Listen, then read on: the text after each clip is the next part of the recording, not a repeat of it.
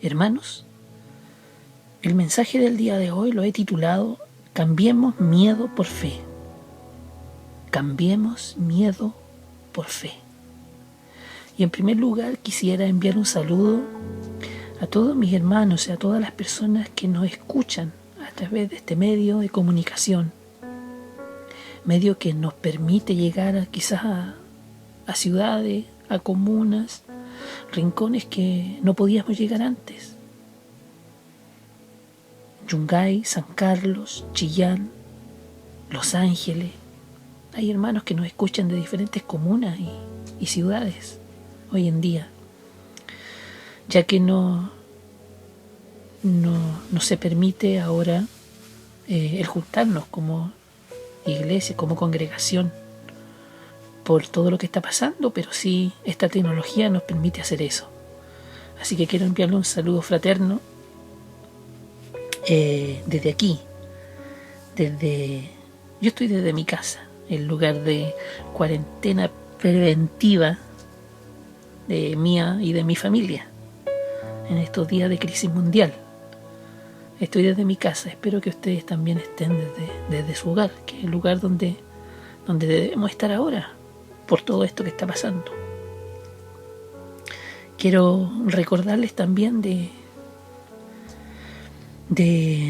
lo que pasó hace unos par de días atrás, que fue noticia a través de Chile, de una iglesia evangélica que se reunió y que lamentablemente un hermanito enfermo de coronavirus, ya con el virus en su cuerpo, fue a una reunión y infectó a varios más de esa congregación. Fue un hecho lamentable. Esa reunión se hizo el día domingo 8, hermanos. Y por eso creo que fue una fecha prudente haber suspendido esos cultos. Una fecha prudente porque cada vez, pasados los días, era más riesgoso seguir juntándonos. Lo digo por quizás algunos hermanos que con buena intención querían quizás seguir juntándonos como congregación, pero hubiese sido un riesgo grande para todos nosotros el estar ahí. Me parece que fue una buena decisión en la fecha prudente suspender nuestros cultos. Esto, hermanos, esta fecha es una buena oportunidad para recordar que ser iglesia no se trata de estar juntos en el mismo lugar solamente, sino que ser iglesia se trata de tener todos el corazón puesto en el mismo lugar, tener puesto el corazón en Jesús. Un mensaje que nos envió nuestro hermano Elías por redes sociales, que dice así: la iglesia no se detuvo, se multiplicó. Ahora en cada casa hay una iglesia fuerte y más firme que nunca. Entonces, hermanos, recordarles que ser iglesia no se trata de estar juntos en el mismo lugar, se trata de tener todos el corazón puesto en el mismo lugar. Hermanos, hay algo más contagioso que el coronavirus. Esto es el miedo. Y esta epidemia del miedo comenzó hace muchos años atrás, cuando el ser humano se rebeló contra su creador. La Biblia dice que el ser humano se escondió porque sintió miedo. Muchas cosas el ser humano perdió por desconectarse de Dios. Desconectarse del Padre es como quedar huérfanos. Y si algo domina el corazón de un huérfano, es el miedo. ¿Por qué? Porque si no tienes un Padre que te recuerde quién eres y tu propósito te sientes perdido, buscándole sentido a la vida.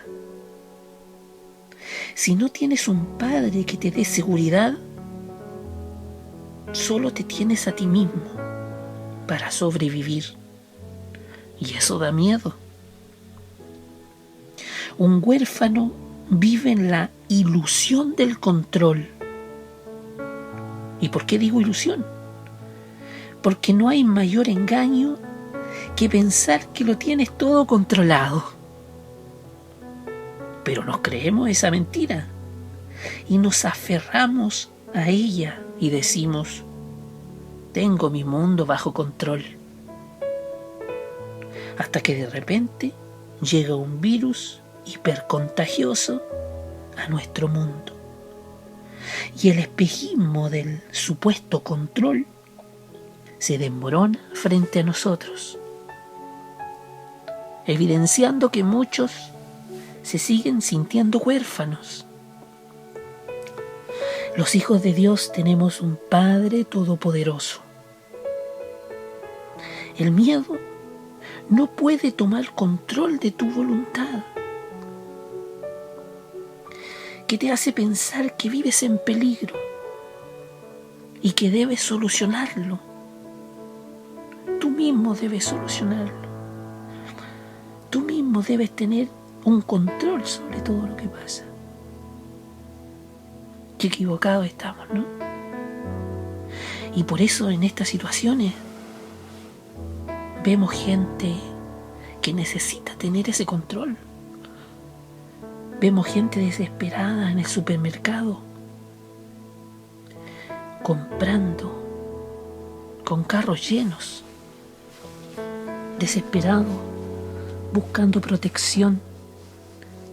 Ellos mismos necesitan sentir ese control.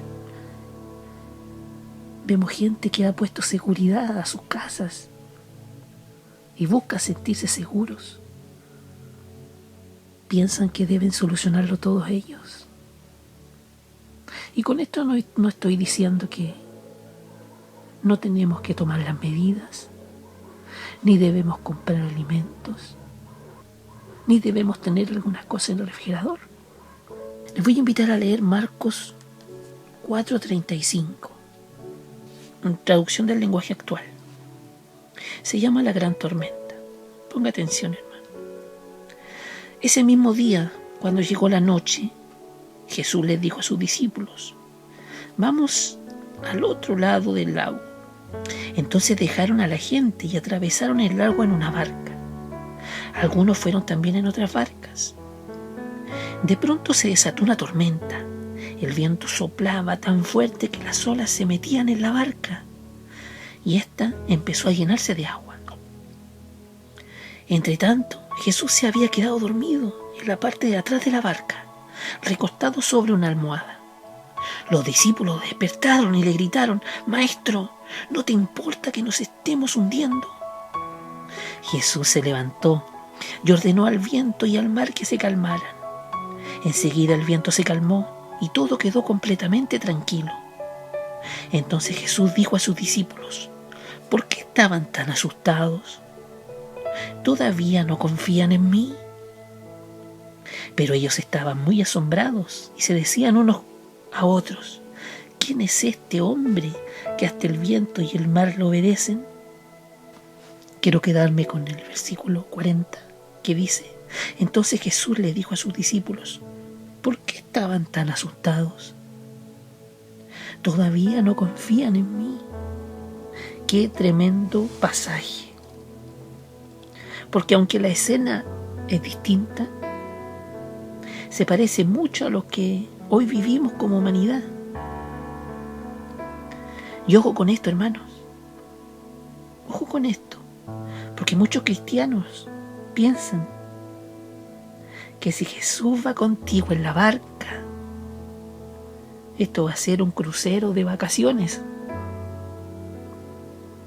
Pero estos versículos nos demuestran que la presencia de Jesús en nuestra barca no te garantiza la falta de dificultades.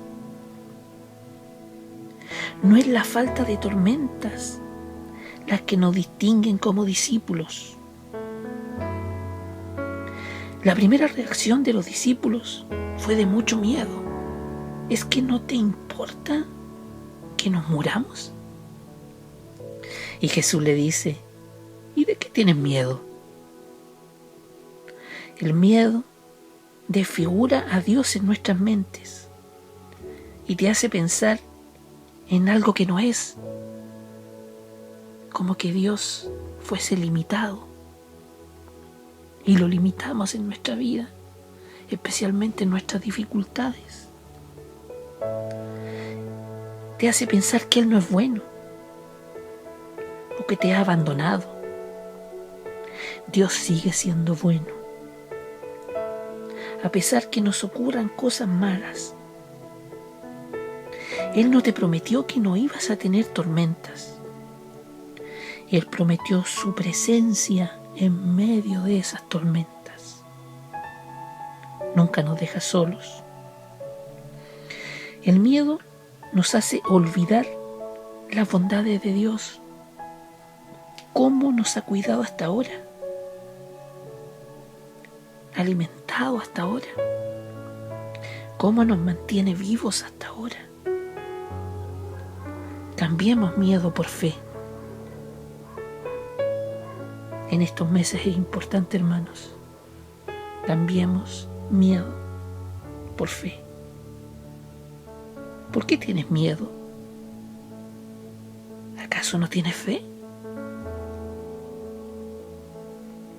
La fe y el miedo son opuestos. Uno de los dos debe tomar posesión en nuestro corazón. Fe. Fe en lo que ha dicho. Fe en sus promesas. Fe en que Él tiene el control. Fe en su providencia divina. Dios te bendiga, hermano.